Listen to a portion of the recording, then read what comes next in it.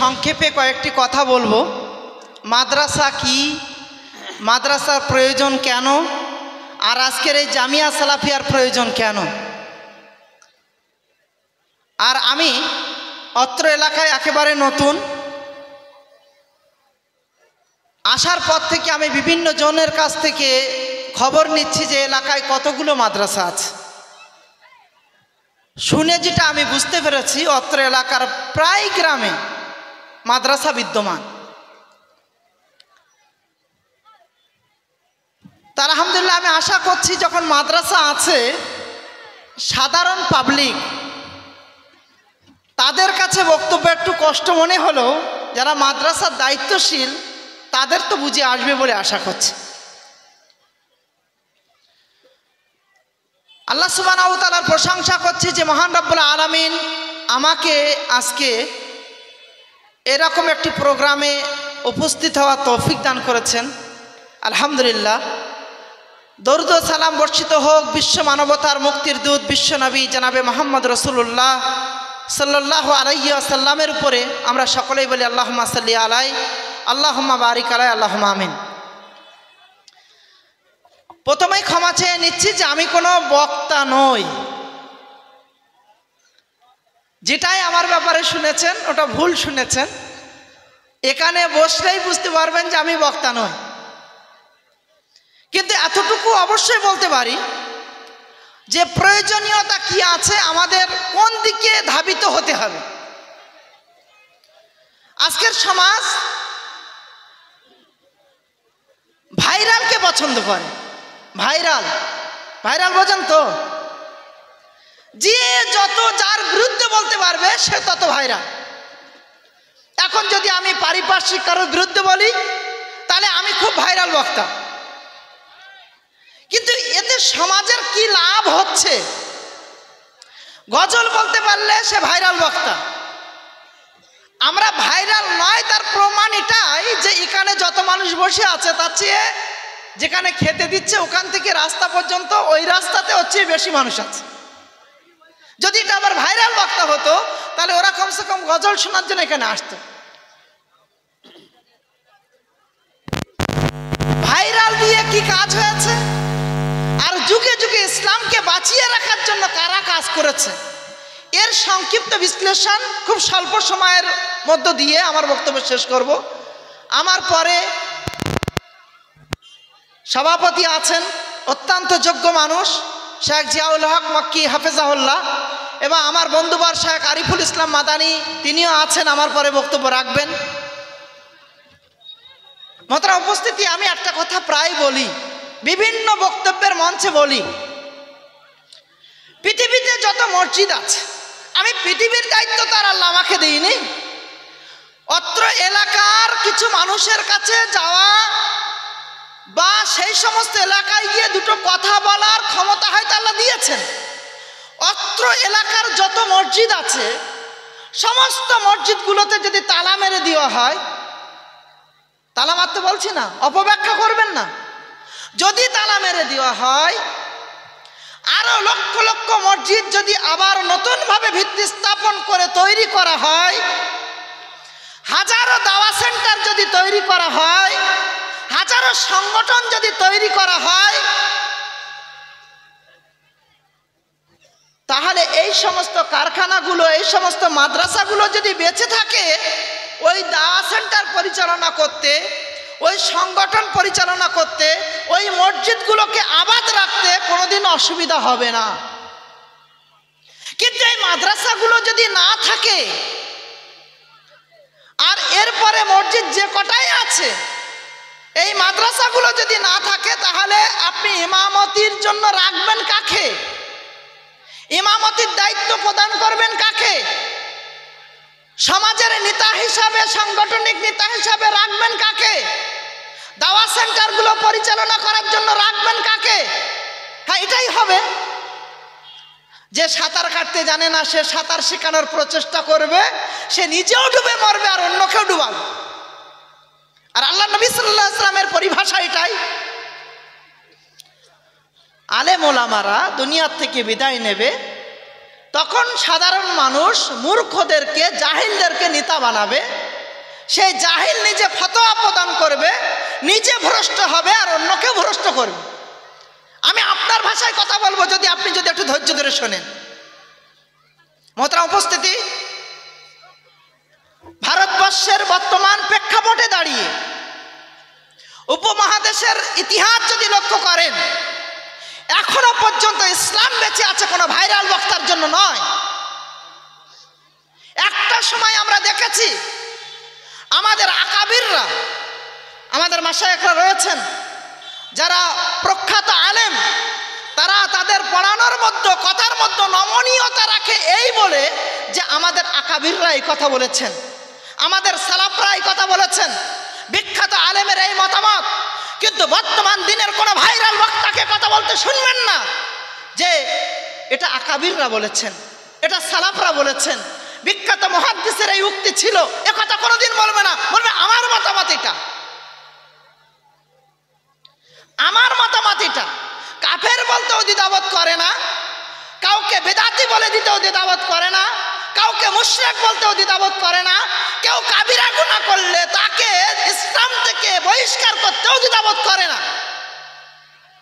কেউ যদি কালেমা লা ইলাহা ইল্লাল্লাহ পড়ছে, সামান্য একটু কাবিরা গুনার কারণে তার বিরুদ্ধে ফতোয়া প্রদান করে দিচ্ছে, ও কাফের।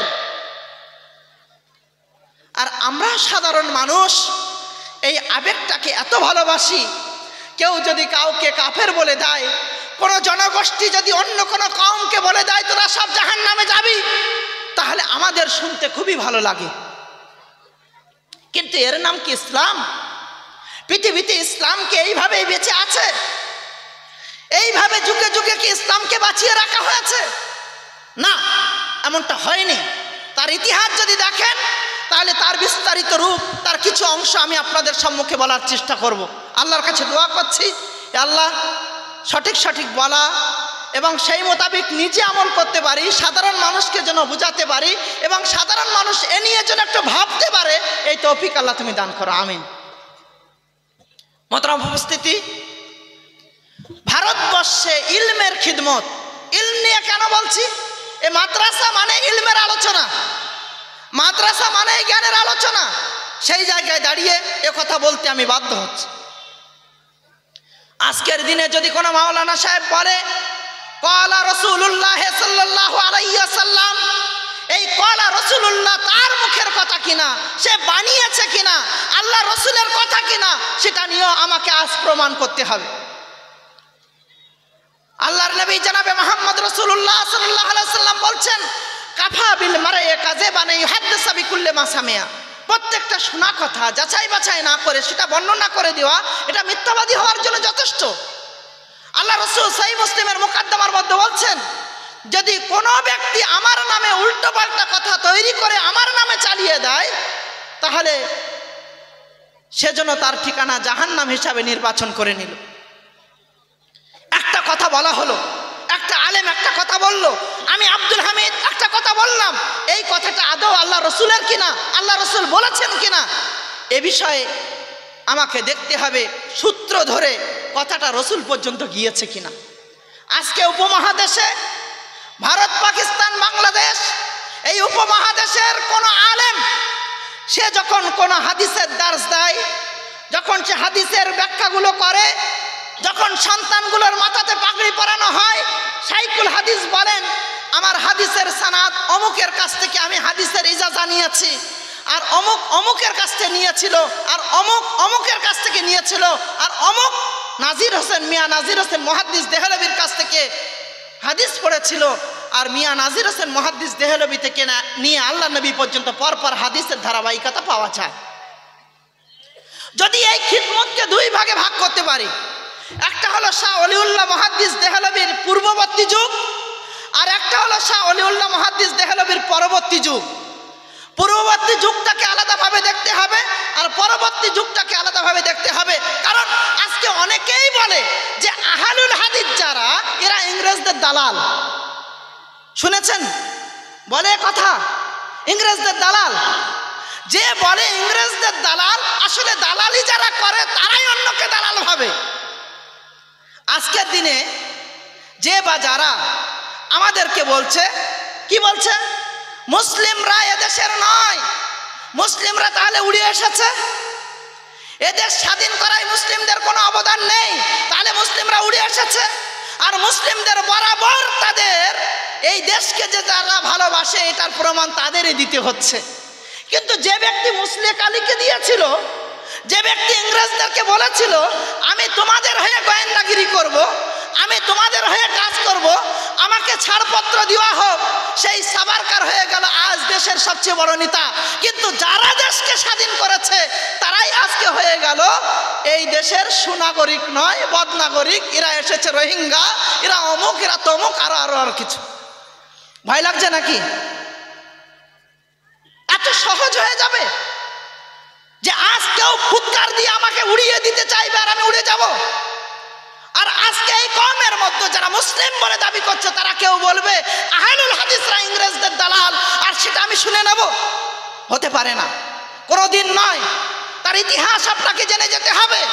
একটা জিহাদের ইতিহাস রয়েছে, জিহাদের অপব্যাখ্যা করবেন না।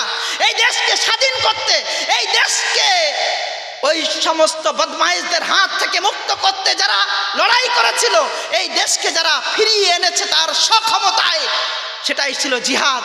কারোর বাড়িতে বোমা মারার নাম জিহাদ হতে পারে না, কাউকে রাতের অন্ধকারে উড়িয়ে দেওয়ার নাম জিহাদ হতে পারে না, অন্য কাউ কাবিরা গুনাহ করলো বলে তাকে মেরে দিতে হবে এর নাম জিহাদ হতে পারে না।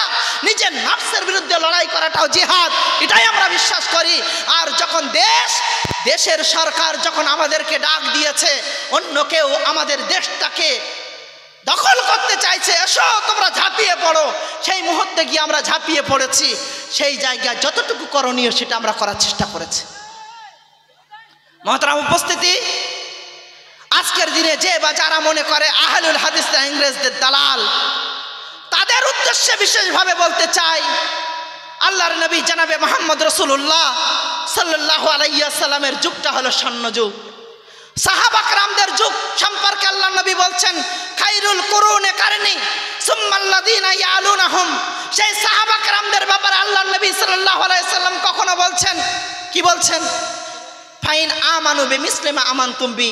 ঈমান আনতে হলে সাহাবা کرامদের মতো করে ঈমান আনো, ফাকাদ ইহতাদাও, হিদায়াত পেয়ে যাবে। তখন আল্লাহর নবী বলছেন লা তাসুব্বা সাহাবী, লা তাসুব্বা সাহাবী, লা তাসুব্বা সাহাবী। তোমরা আমার সাহাবীদেরকে গালি দিও না, তোমরা আমার সাহাবীদের ব্যাপারে লানতান করো না, তোমরা আমার সাহাবীদের ব্যাপারে উল্টোপাল্টা কথা বলো না। লাউ আনফাকা মিসলা উহুদিন যাহাবা মা বালাগা মুদ্দা আহাদিহিম ওয়ালা নাসিফা। যদি তোমরা উহুদ পাহাড় সমান সোনা খরচ করো আর আমার সাহাবা کرامরা 250 গ্রাম কোনো কিছুই যদি আল্লাহর রাস্তায় খরচ করে থাকে, আমার সাহাবীদের মর্যাদায় তোমরা পৌঁছাতে পারবে না। আল্লাহ সুবহানাহু ওয়া তাআলা যে স্বর্ণ যুগের সাহাবা کرامদের ব্যাপারে কখনো কোরআন মাজিদে বলছেন উলাইকা হুমুল মুফলিহুন, কখনো বলছেন উলাইকা হুমুর রাশিদুন, কখনো বলছেন উলাইকা হুমুস সাদিকুন, কখনো বলছেন রাদিয়াল্লাহু আনহুম ওয়া রাদু আনহু। তারা ছিল সেই স্বর্ণ যুগের সাহাবা کرام। সেই সাহাবা کرامদের জামানা চলে যেতে না যেতে, তাবা তাবিঈনদের জামানা চলে যেতে না যেতে, আহলুল হাদিস উলামা کرامরা দিনী ইলমের খিদমত, ইসলামকে বাঁচিয়ে রাখার খিদমত কিভাবে করেছিল তার নমুনা একবার দেখার চেষ্টা করুন। একজন আবু আব্দুল্লাহ মুহাম্মদ আল মাকদেসি, যিনি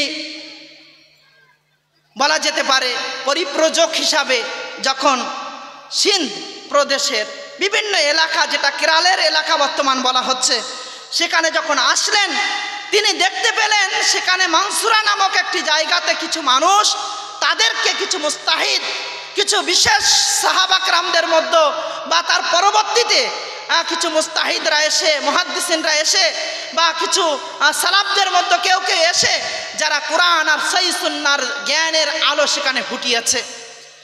এই পরিব্রাজক বলছেন আমি যখন ওখানে গেলাম তাদের আকীদা মানহাজ, তাদের আদর্শকে আমি লক্ষ্য করলাম, না তারা হানাফি ছিল, না তারা শাফিঈ ছিল, না তারা হাম্বলি ছিল, তবে আমলগত কিছু থাকলেও তাদের মধ্যে পরিপূর্ণ এমন কিছু দেখা যায়নি। তারা কোরআন আর সহিহ সুন্নাহর উপরে অটল ছিল, আমি তাদেরকে দেখেছি।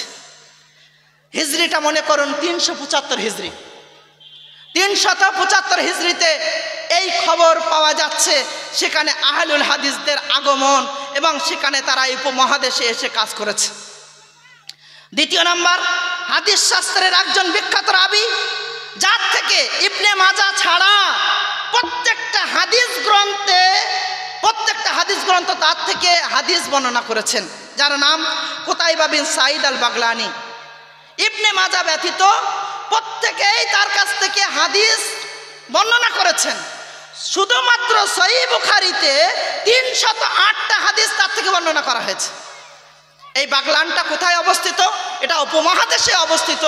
আর এই উপমহাদেশের একজন রাবির কাছ থেকে এতগুলো হাদিস বর্ণনা করা হয়েছে, তাহলে উপমহাদেশে হাদিসের খিদমত ছিল, তার প্রমাণ এখান থেকে পাওয়া গেল।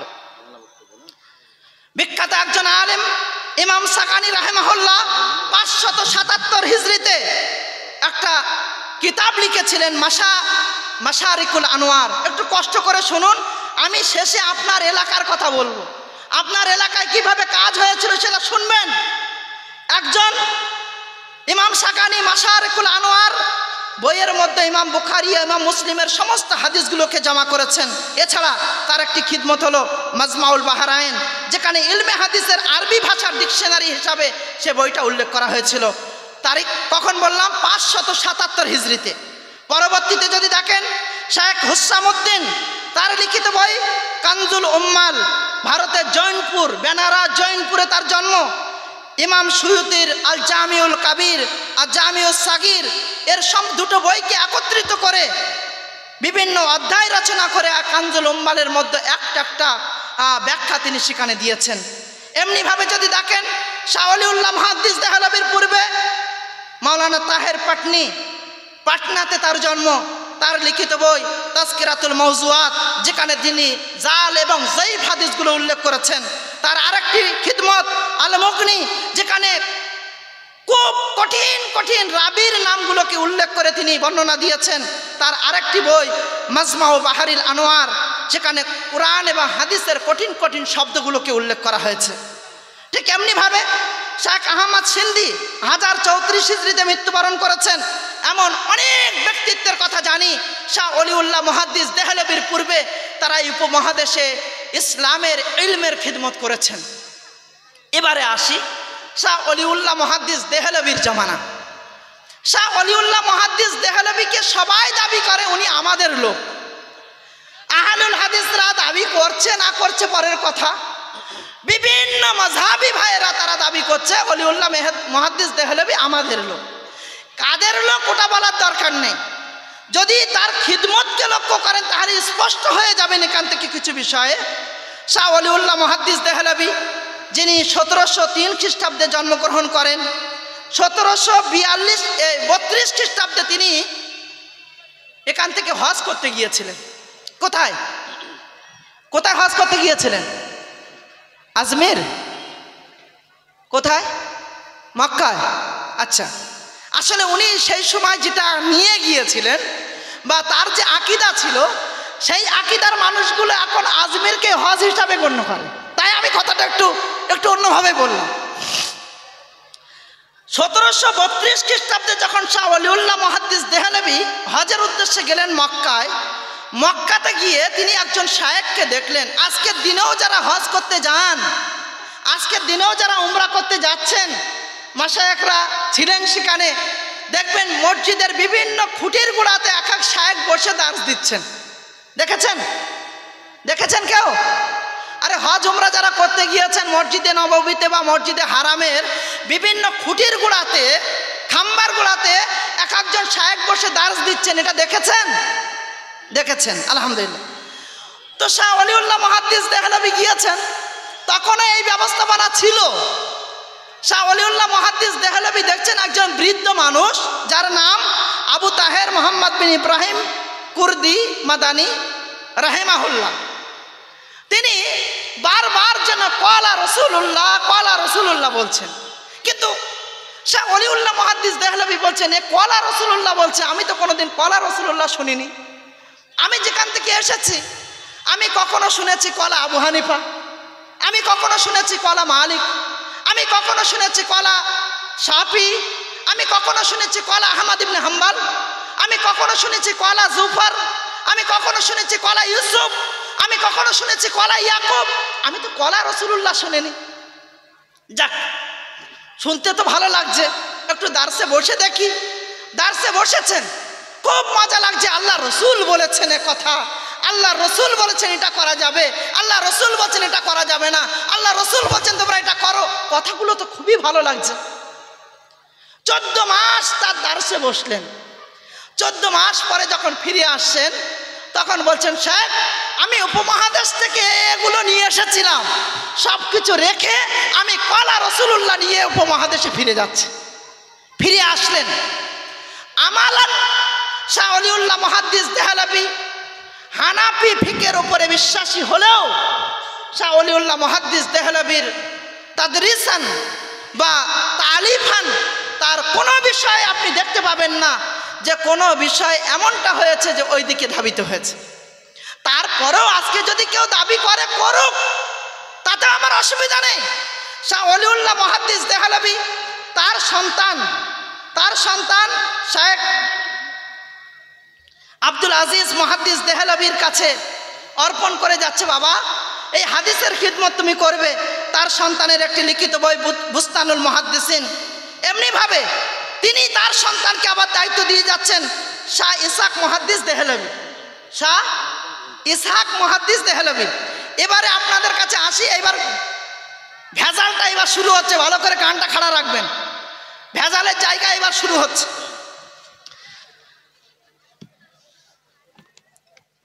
ইসহাক মুহাদ্দিস দেহলভী থেকে দুটো পার্ট বেরিয়ে গিয়েছে। ইসহাক মুহাদ্দিস দেহলভী যখন মারা গেলেন, তার উত্তরসূরি হিসাবে দুইজন বললেন যে আমি দাবিদার। একজন হলেন শাইকুল কুল ফিল কুল আল্লামা নাজির হোসেন মুহাদ্দিস দেহলভী, আর একজন হলেন আব্দুল গনি আল মুজাদ্দিদি। ভালো করে মাথায় রাখবেন, এই জায়গায় কিন্তু আবার ধরবো আমি শেষে। একজনের নাম শাইকুল কুল ফিল কুল আল্লামা নাজির হোসেন মুহাদ্দিস দেহলভী, আর একজন হলেন আব্দুল গনি আল মুজাদ্দিদি। তারা দুইজনেই দাবি করছে যে আমরা হলাম শাহ ইসহাক দেহলভীর উত্তরাধিকার হিসাবে নেতৃত্বের অধিকারী। শাহ আব্দুল গনি আল মুজাদ্দিদি দুইজন ছাত্র, মানে প্রসিদ্ধ ছাত্রের নাম তো শিক্ষকরা করেন, সবার নাম তো আর করা যায় না। তার দুইজন প্রসিদ্ধ ছাত্রের মধ্যে একজন হলেন মাওলানা কাসেম নানদবী, আর একজন হলেন মাওলানা রশিদ আহমেদ গাঙ্গুই। মাওলানা কাসেম নানদবী আর রশিদ আহমেদ গাঙ্গুই যাদের নেতৃত্বে দারুল উলুম দেওবন্দ প্রতিষ্ঠা লাভ করেছে। কিন্তু দারুল উলুম দেওবন্দের প্রতিষ্ঠার পিছনে লক্ষ্য উদ্দেশ্য ছিল শাহ ওলিউল্লাহ মুহাদ্দিস দেহলভীর চিন্তনকে বাস্তবায়ন করা। সেদিন এটা ছিল না যে আমি তোমার বিরুদ্ধে বলবো আর তোমার মতাদর্শকে আমি বাতিল বলে ঘোষণা করবো, এটা ছিল না। এটাই তার অন্যতম কারণ ছিল।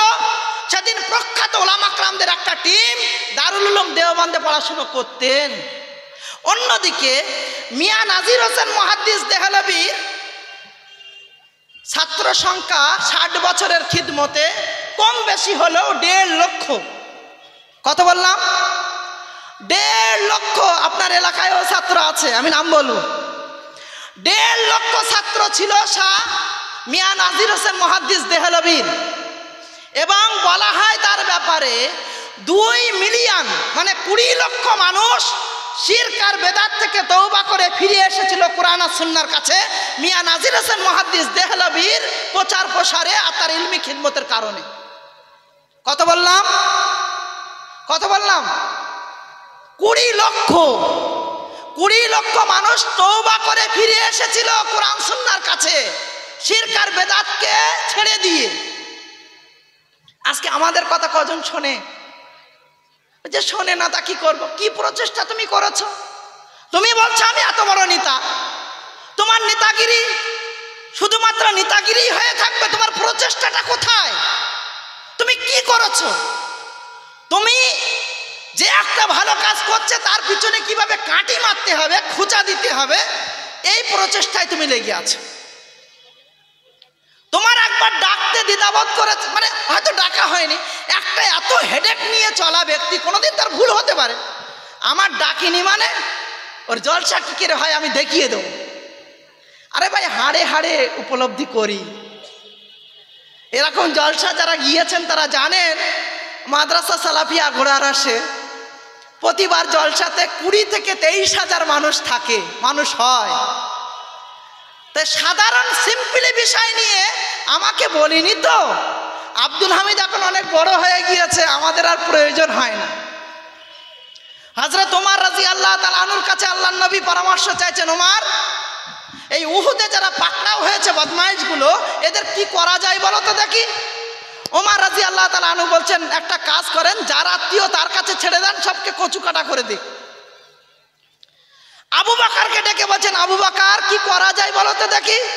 আবু বকর বলছেন, না মারতে টারতে হবে না, জরিমানা হিসাবে আমাদের বাচ্চাগুলোকে পড়িয়ে দেবে আর কিছু জরিমানা নিয়ে ছেড়ে দেন। পরবর্তীতে আল্লাহ সুবহানাহু ওয়া তাআলা উমরের ফয়সালার ব্যাপারে প্রশংসা করে উপর থেকে আল্লাহ সুবহানাহু ওয়া তাআলা ওহী পাঠাচ্ছেন। আজকে যদি উমরের জায়গায় কেউ থাকতেন তা কি বলতেন? দেখেছিস তো শালা, আমার কথা শুনিনি, আজকের কি হলো, ওর দলে আমি থাকবো। ওমর কি বলেছিলেন এক কথা রাদিয়াল্লাহু আনহু, যে আমি ওর দলে আর থাকবো না? না, এটা বলেননি। তাহলে আমরা যদি সেই সাহাবীদের পদাঙ্ক অনুসরণকারী হই, তাহলে আমাদের চিন্তনটাও সেই রকম উন্মুক্ত হওয়া দরকার। আল্লাহ সুবহানাহু ওয়া তাআলার কাছে দোয়া করছি যেন আমরা সেই অবস্থায় ফিরে আসতে পারি। মোহতারাম উপস্থিতি, মিয়া নাজির হোসেন মুহাদ্দিস দেহলভীর ছাত্র সংখ্যা ছিল 60 বছরে তার কাছ থেকে হাদিস অধ্যয়ন করেছেন 1.5 লক্ষের অধিক ছাত্র। তার মধ্যে প্রসিদ্ধ ছাত্র কয়েকজন, তার মধ্যে 1 নম্বর মাওলানা আব্দুর রহমান মুবারকপুরী, নাম শুনেছেন? আব্দুর রহমান মুবারকপুরী। আব্দুর রহমান মুবারকপুরীর লিখিত বই তোহফাতুল আওয়াজি, তিরমিজি শরীফের আরবি ভাষ্য, আজ পর্যন্ত হানাফি মাদ্রাসা হোক, শাফিঈ মাদ্রাসা হোক, দেওবন্দি মাদ্রাসা হোক, বেরেলি মাদ্রাসা হোক, শিয়াদের মাদ্রাসা হোক, তিরমিজি পড়ার জন্য কেউ যদি সহযোগী হিসাবে পাশে কোনো আরবি গ্রন্থকে রাখে তরজমা স্বরূপ, তাহলে সেই বইটার নাম হলো তোহফাতুল আওয়াজি। কার লেখা? শেখ আব্দুর রহমান মুবারকপুরী রাহিমাহুল্লাহ লেখা। আব্দুর রহমান মুবারকপুরী শুধু এই খিদমতে সীমাবদ্ধ ছিলেন না, প্রতিটা আমাদের মাদ্রাসাগুলোতে প্রথম হাদিসের যে মাজমুয়া, একটা কিছু হাদিসকে একত্রিত করে একটা মাজমুয়া প্রথমে পড়ানো হয়, তার মধ্যে কোনো আলাদা করে রাবির বর্ণনা থাকে না। সেই বইটির নাম বুলুগুল মারাম মিন আদিল্লাতিল আহকাম। মাওলানা সাহেবরা আছেন, বুঝতে পাচ্ছেন। প্রথম হাদিসের মাজমুয়া কি পড়ানো হয়? বুলুগুল মারাম মিন আদিল্লাতিল আহকাম, যেটা আল্লামা ইবনে হাজার আসকালানির ঐক্যবদ্ধ মাজমুয়ার একটা অংশ। যখন অন্য কিছু মানুষেরা, মানে অন্যান্য মুসলিমদের মধ্যে আর কেউ দেখলো এখানে যতগুলো হাদিস ইবনে হাজার আসকালানি একত্রিত করেছেন, বেশিরভাগটা আমাদের বিরুদ্ধে, তো আমরাও ওখানে এমন একটা বই এক জায়গায় করব যে বইটাই আমরা যেন আমাদের মতাদর্শকে বাস্তবায়ন করতে পারি। তখন তারা চিন্তা ভাবনা করে আসারুস সুনান বলে, মাওলানা নিম্বির লেখা আসারুস সুনান বলে একটা বই রেডি করলো আল্লামা আব্দুর রহমান মুবারকপুরী। সেই বইয়ের রাদে, তার জবাবে আফকারুল মিনান ফি নাকদে আসারুস সুনান, এই বই লিখে ফি নাকদে আসারুস সুনান, এই বই লিখে তাদের জবাব দিয়ে দিলেন, আজ পর্যন্ত এই উপমহাদেশে বুলুগুল মারামের বিকল্প হিসাবে কোনো বই কোনো মাদ্রাসায় চালু করতে পারিনি। এটা ছিল আহলুল হাদিসদের খিদমত এই উপমহাদেশে। এমনকি খিদমত শুধু এই নয় যে লিখে দিলাম, কেউ যদি রাগ করার চেষ্টা করেছে, কেউ যদি জাল জয়ীফ হাদিস ঢোকানোর চেষ্টা করেছে, কেউ যদি নবীর কথার অপব্যাখ্যা করার চেষ্টা করেছে, কেউ যদি নবীর কথা নয় এমন কথাকে চালিয়ে দেওয়ার প্রচেষ্টা করেছে, তাকেও আমাদের আসলাফরা ছেড়ে দেননি, আমাদের আকাবিররা তাদেরকেও ছেড়ে দেন। মিয়া নাজির হোসেন মুহাদ্দিস দেহলভীর দ্বিতীয় ছাত্র শামসুল হক আজিমাবাদী, আজিমাবাদ পাটনার আজিমাবাদ, সেখানে জন্মগ্রহণ করেন শামসুল হক আজিমাবাদী। তার লিখিত বই গায়াতুল মাকসুদ 32 খণ্ডে লেখা। সেই সময় কোনো কারণে যখন আপোষে কোনো দাঙ্গা লেগে যায়, তখন শামসুল হক আজিমাবাদীর লাইব্রেরিতে আগুন জ্বালিয়ে দেওয়া হয়। 30 খণ্ড বই আগুনে পুড়ে রাখ হয়ে যায়, ছাই হয়ে যায়। 2 খণ্ড বই পরবর্তীতে পাকিস্তান থেকে ছেপেছিল, কিন্তু তার সংক্ষিপ্ত রূপ আউনুল মাবুদ। আজকের দিনে যদি আবু দাউদকেও পড়াতে চাই, সবচেয়ে উপকারী আরবি সারা যদি থাকে, তার নাম হলো আউনুল মাবুদ। আউনুল মাবুদের বিকল্প আজ পর্যন্ত এখনো কেউ দেখাতে পারেনি। মোহতারাম উপস্থিতি, একটু কি ধিমিয়ে গেলেন নাকি, না বুঝতে পারছেন না? বুঝতে পারছেন না? বুঝতে পারছেন? আর একটু অপেক্ষা করেন সামান্য, ঠিক মজা লাগবে। আসেন একটু বোঝার চেষ্টা করেন। আমি মজা দেওয়ার জন্য না, শুধু বোঝানোর জন্য এই কথাগুলো বলছি। শুধু এখানে শেষ নয়, ইমাম বুখারী সহিহ বুখারীর বিশেষ বিশেষ জায়গাতে ক্বালা বাযুন নাস এই কথা বলে হানাফি ফিকহের কিছু মতাদর্শকে বাতিল করার চেষ্টা করেছে। সেই ইমাম বুখারীর প্রচেষ্টা ক্বালা বাযুন নাসের প্রতিবাদে আহমদ আলী সাহারানপুরি তিনি নাকদ করলেন, এবং আজকের দিনে যত বুখারী পড়ানো হয়, সাহারানপুর থেকে ছাপানো যত বুখারী আছে, তার শুরুতে সেই নকটাকে লাগিয়ে দেওয়া হয়েছে। ঠিক এইরকম একটা পরিস্থিতিতে শেখ শামসুল হক আজিমাবাদী তার প্রতি উত্তরে রফুল ইলতিবাস নামক একটা নাকদ লিখে তার প্রতিবাদ জানিয়ে দেন। মোহতারাম উপস্থিতি, এখানে শেষ নয়, তার আরো একজন ছাত্র সানাউল্লাহ অমৃতসরী, যার নাম সবাই জানেন। সানাউল্লাহ অমৃতসরী তিনি কে? যাকে বলা হয়, যার ব্যাপারে বলা হয় খতমে নবুয়াতের জীবিত মুজিজা। আল্লাহর নবী জনাবে মুহাম্মদ রাসূলুল্লাহ দুনিয়া থেকে বিদায় নিয়েছেন। নবী দুনিয়া থেকে বিদায় নিয়েছেন তো না নেননি? আরে নবী মারা গিয়েছেন? মারা গিয়েছেন নাকি পর্দা করে গিয়েছেন? মারা গেছেন। নবী যদি মারা না যান, এসব বদমায়েশেরা ঈসা আলাইহিস সালামকে আল্লাহ উঠিয়ে নিয়েছেন নাকি ফুলের উপরে চড়িয়েছেন? কোনটা? উঠিয়ে নিয়েছেন। এই আকীদা বিশ্বাস করেন তো? আরে কমসে কম এই বদমায়েশ কমরা এটা বলে যে আমরা শুলে চড়িয়ে দিয়েছি, এটা চোখের সামনে তো।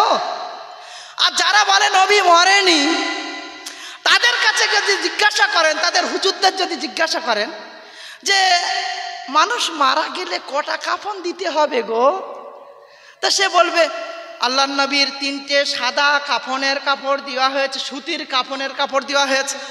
আরে বেটা, নবী যখন মরেনি তাহলে সুতির 3টে কাফনের কাপড় তুই কোথায় পেলি? ওরা তো শুলে চড়িয়েছিল। আর তোদের কথার মধ্যে এত ঝুল বেকারি করতে গেলে ধরা পড়তেই হবে। যাই হোক, আমি যেটা বলতে চাইছি সেটা হলো এই, সানাউল্লাহ অমৃতসরী হলেন খতমে নবুয়াতের জীবিত মুজিজা।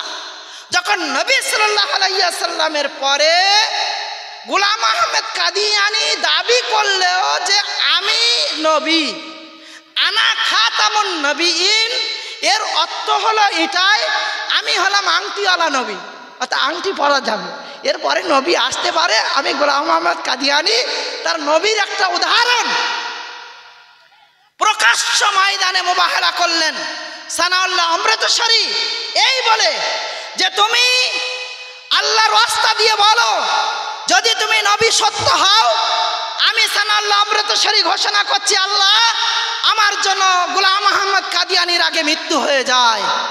এবার তুমি বলো, তুমি যদি সত্য নবী না হও তাহলে তুমি মুবাহারা করো, তুমি এটা বলো যে আমার তোমার আগে মৃত্যু হবে। কি হয়েছিল? টয়লেটে পড়ে মারা গিয়েছিল। আর তারপরে 40 বছর যাবৎ খতমে নবুয়াতের জীবিত মুজিজা হিসাবে সানাউল্লাহ অমৃতসরী দুনিয়ায় বেঁচেছিলেন। সানাউল্লাহ অমৃতসরীর শুধু এই অবদান নয়, উপমহাদেশে আহলুল হাদিসদের যে একটা ঐক্যবদ্ধ করার প্রচেষ্টা যদি দেখেন, হতে পারে সেটা জামিয়াতে আহলে হাদিস।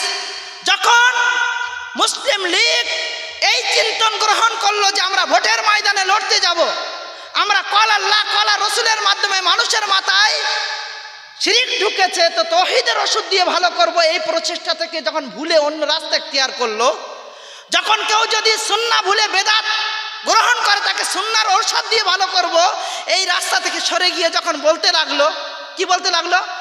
এ কথা বললে তো আবার কারো কারো রাগ হবে। জামাতে ইসলামের মতো বলতে লাগলো যে আমরা ভোটে লড়ে সরকারে আসবো, তারপর সব পরিবর্তন করে দেব। কতজনের রাগ হবে তো ঠিক নেই। নিজের মধ্যে ইসলাম নেই, টাকনোর নিচে কাপড়, নামাজ পড়ার ঢং নেই, বলে আমি ক্ষমতায় আসলে সব পরিবর্তন করে দেব। আল্লাহর নবী কি এই রাস্তা ইখতিয়ার করেছিলেন? আল্লাহর নবীকে সেদিন বলা হয়েছিল তুমি যদি চাও মক্কার সুন্দরী নারী তাও তোমাকে দেওয়া হবে। এমনিভাবে অনেক কথাই বলা হয়েছে। যাই হোক, একেবারে শেষের দিকে এসে আমার বক্তব্যের সংক্ষিপ্ত রূপ আমি আর সামান্য 5 মিনিট সময় আছে, আমি তুলে ধরার চেষ্টা করছি। আর ওদিকে না গিয়ে আর একজন ছাত্র মাওলানা আব্দুল্লাহ গাজীপুরি, তিনি সর্বপ্রথম মার্কাজি জমিয়াতে আহলে হাদিসের 1906-এর সভাপতি এবং অনেকগুলো মাদ্রাসা তিনি প্রতিষ্ঠা করেছিলেন। তার মধ্যে 1902 সালে জামিয়া ইসলামিয়া ফাইজিয়াম কানপুরের একটি মাদ্রাসা, এছাড়া যদি মাদ্রাসা রাহমানিয়া আহমাদিয়া সালাফিয়া আরা বিহারে, সেখানে বসে সর্বপ্রথম চিন্তন করা হয়েছিল, সেই সমস্ত মাদ্রাসা ছাড়াও একাধিক মাদ্রাসা তিনি প্রতিষ্ঠা করেছিলেন। নদিয়ায় কি কাজ হয়েছে গো? এসব বক্তব্য শুনিয়ে কি লাভ? নদিয়ায় কি হয়েছে একটু বলেন, শোনেন। নদিয়ার অত্র এলাকার বিখ্যাত একজন আলেম, যার নাম হলো আলিমউদ্দিন নদিয়াবি, নাম শুনেছেন? মাওলানা আলিমউদ্দিন নদিয়াবি 1925 সালে তিনি জন্মগ্রহণ করেন নদিয়ার দেবগ্রাম ও খোতপলাশী এলাকায়। পিতার নাম মুসা বিন লোকমান। মাত্র 9 বছর বয়সে নিমাতুল্লাহ ও বিখ্যাত একজন আলেম ফসিউদ্দিন এর ছাত্র মুন্সি শাকের মুর্শিদাবাদের কাছে তিনি শিক্ষা গ্রহণ করেন। পরবর্তীতে মুর্শিদাবাদের মাওলানা আব্দুস সাত্তারের কাছে তিনি কোরআন মাজিদ অধ্যয়ন করে 5 পারা কোরআন শেখেন। 1937 সালে বড় চাঁদঘর নিবাসী মাওলানা রহমতুল্লাহর নিকট জানকীনগর মসজিদে বসে তিনি শিক্ষা অর্জন করেন এবং হাদিসের ছোট ছোট বইগুলো ছাড়াও ব্যাকরণ এবং গুলিস্তা ইত্যাদি বইগুলো পড়েন। 1938 সালে কুলসোনার প্রখ্যাত আলেম মাওলানা নিয়ামাতুল্লাহ, যখন তার বয়স 13 থেকে 14 বছর, তার কাছে হাদিসের পাঠ, হাদিসের বই অধ্যয়ন করা শুরু করেন। যখন মাওলানা নিয়ামাতুল্লাহর মৃত্যু হয়ে গেল, তখন বেলডাঙ্গার দেবকুণ্ড গ্রামে মাওলানা কায়কবাদ ও মাওলানা আব্দুল জব্বার সাহেবের কাছে ফিরে এসে তিনি সিদ্ধান্ত গ্রহণ করেন এবং সেখানে তিনি শিক্ষা গ্রহণ করেন। 1941 সালে নাজির হোসেন মুহাদ্দিস দেহলভির ছাত্র, কোন নাজির হোসেন মুহাদ্দিস দেহলভি? হাদিস নিতে গেলে যার কাছে ফিরে যেতে হয়। নাজির হোসেন মুহাদ্দিস দেহলভির ছাত্র মালদার বাসিন্দা মাওলানা আনিসুর রহমান, অতঃপর মাওলানা আব্দুল ওহাব সাহেবের কাছে তিনি শিক্ষা অর্জন করেন। 1946 সালে যখন স্বাধীনতা আন্দোলন একেবারে ভরা মজলিস ইংরেজদের বিরুদ্ধে মুখোমুখি লড়াই হচ্ছে, তখন দিল্লির বুকে জামিয়া রাহেমিয়া, সেই জামিয়া রাহেমিয়ার বুকে শিক্ষা অর্জন করছিলেন এই মাওলানা আলিমউদ্দিন নদিয়াবি। যখন পরিস্থিতি খারাপ দেখলেন, তখন জামিয়া রহমানিয়ার একজন শিক্ষক এবং ভারতরত্ন প্রাপ্ত শাইখুল হাদিস আব্দুল জলিল সামরুদ্দিনের সঙ্গে পরামর্শ করেন এবং তিনি তার ভালো ছাত্রটাকে নিজের সাথে নিয়ে গুজরাটে চলে যান। আর 1946 থেকে 1953 পর্যন্ত গুজরাটে নিজের বাড়িতে রেখে তাকে শিক্ষা প্রদান করান। কর্মজীবনে এসে মাওলানা আলিমউদ্দিন নদিয়াবি নিজ গ্রামে মাদ্রাসা মোহাম্মদিয়া প্রতিষ্ঠা করেন। আছে নাকি এখানে মাদ্রাসা মোহাম্মদিয়া? আছে। এই মাদ্রাসা মোহাম্মদিয়া তিনি প্রতিষ্ঠা করেন। 30-এর অধিক পুস্তক তিনি রচনা করেছেন। শুধু এই নয়, যখন এখান থেকে হিজরত করে বাংলাদেশে চলে গিয়েছেন, তখন বাংলাদেশ জমিয়াতে আহলে হাদিস, তরজমানুল হাদিস, নিখিল বঙ্গ জমিয়াতে আহলে হাদিস, পূর্ববঙ্গ জমিয়াতে আহলে হাদিসের সদস্য হিসাবে কাজ করেছেন। 30টা বই লেখা শুধু নয়, তিনি একাধিক পত্রিকাতে তার লেখনী দিয়ে সাজিয়েছেন এবং একটা সময় মাওলানা আকরাম খাঁর পিতা মাওলানা আব্দুল বারী খাঁ, তিনিও নাজির হোসেন মুহাদ্দিস দেহলভির ছাত্র। তাদের ঐক্যবদ্ধ প্রচেষ্টায় মাওলানা বিলায়েত আলী যখন বালাকোটে শহীদ হয়ে যান, তার আহ্বানে তার ভাই মাওলানা ইনায়েত আলী এসে অত্র এলাকার হাকিমপুরের জিহাদ কেন্দ্রে বসে এই এলাকাগুলো তারা দাওয়াতের কাজ শুরু করে দেন। এদিকে ছিল বিলবাড়ি, এদিকে ছিল চাঁদঘর, বিভিন্ন জিহাদ কেন্দ্রে বসে তারা দিনের কাজ করেন। আজকে কোরআন সুন্নাহ পেয়েছি তাদের কাছ থেকে। তারা যদি কোরআন সুন্নাহর কাজ না করতো, তাহলে কোরআন সুন্নাহ খুঁজে পেতাম না। আজকে যদি ইতিহাস দেখেন, তাদের সেই রেখে যাওয়া ইতিহাস, একটা লম্বা চওড়া ইতিহাস আমি লিখে আমি এ করে নিয়ে এসেছিলাম, কিন্তু দুর্ভাগ্য আর অন্য বক্তারা রয়েছেন, আমি ক্ষমা চেয়ে নিচ্ছি। আল্লাহ যদি আবার কোনোদিন তৌফিক দেন, তো মাওলানা আকরাম খাঁ, মাওলানা ইনায়েত আলী, মাওলানা বিলায়েত আলী, অত্র এলাকার আহলুল হাদিসদের ইতিহাস বিভিন্নভাবে তারা কিভাবে করেছিল, নদী পথে যাত্রা করে হাকিমপুর থেকে নিয়ে, কলারুয়া থেকে নিয়ে, এদিকে যশোর থেকে নিয়ে, এদিকে নদিয়ার বিভিন্ন এলাকা থেকে নিয়ে, ওদিকে দিনাজপুরের বিভিন্ন এলাকাতে কিভাবে তারা দাওয়াতের কাজ ছড়িয়েছিল, আর নদী মাতৃক এলাকাতে এসে তারা ইলমের খিদমত কিভাবে করেছিল। আল্লাহ চাইলে কোনোদিন আপনাদের সম্মুখে আবার বলবো। আল্লাহর কাছে দোয়া দোয়া করছি, আল্লাহ এই ইলমি খিদমত যেভাবে হয়েছে সেই রকমই একটি মাদ্রাসা এটা, এই মাদ্রাসাকে আল্লাহ তুমি কবুল করো। আর খুব ভালোভাবে বলি, খুব ভালোভাবে এতটা কথার সারমর্ম আমি এটাই বোঝাতে চেয়েছি, আবেগ দিয়ে ইসলাম বেঁচে থাকবে না।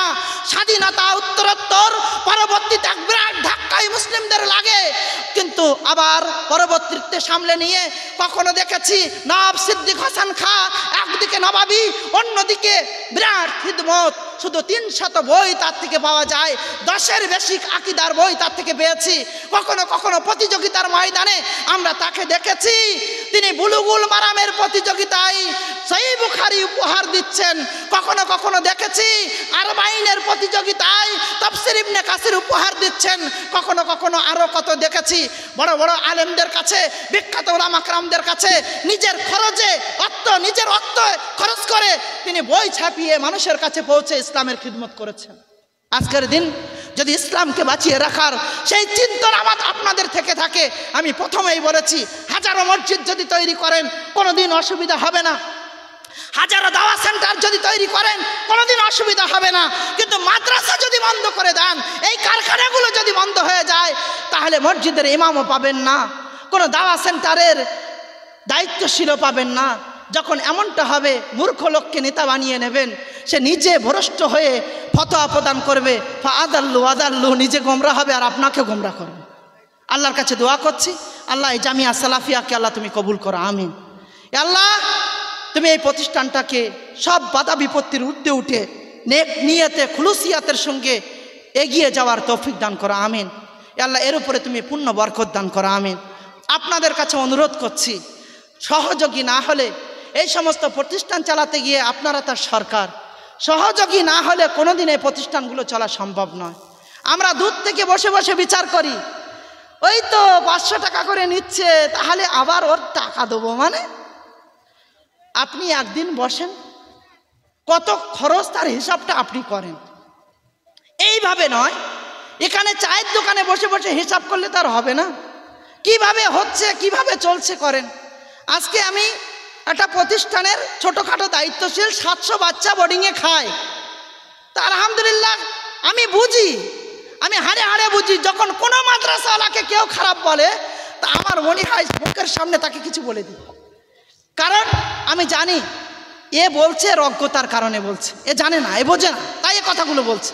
তাই আপনাদেরকে বলবো, সাথে থেকে পাশে থেকে আপনারা মূল্যায়ন করুন, এবং কোনো জিনিস একদিনে বড় হয়ে যায় না, আপনাদের সহযোগিতা ছাড়া কোনোদিন বড় হবে না।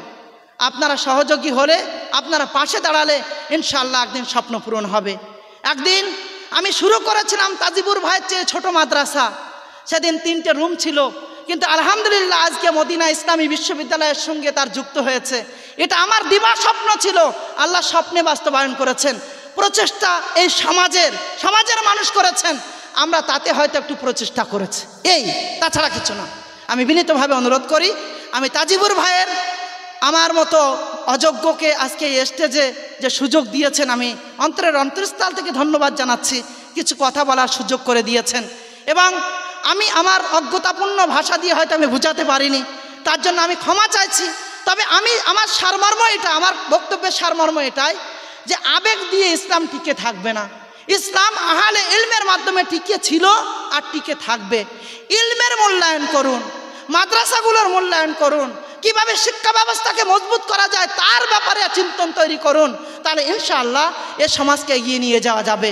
অত্র এলাকায় অনেক মাদ্রাসা রয়েছে, সে বিষয়ে আপনারা সজাগ হন, আরও কিভাবে উন্নতি করা যায় তার প্রচেষ্টা করুন।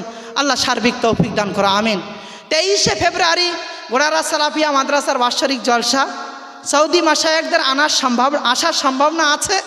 আপনাদের আমি দাওয়াত দিয়ে যাচ্ছি, আর পরে জেনে যাবেন ইনশাআল্লাহ। 23শে ফেব্রুয়ারি যাওয়ার আমন্ত্রণ জানিয়ে আমার বক্তব্য এখানে শেষ করছি। আসসালামু আলাইকুম ওয়া রাহমাতুল্লাহি ওয়া বারাকাতুহু। ওয়ালাইকুম আসসালাম ওয়া রাহমাতুল্লাহ। জাযাকাল্লাহু আহসানাল জাযা, বারাকাল্লাহু ফি হায়াতি।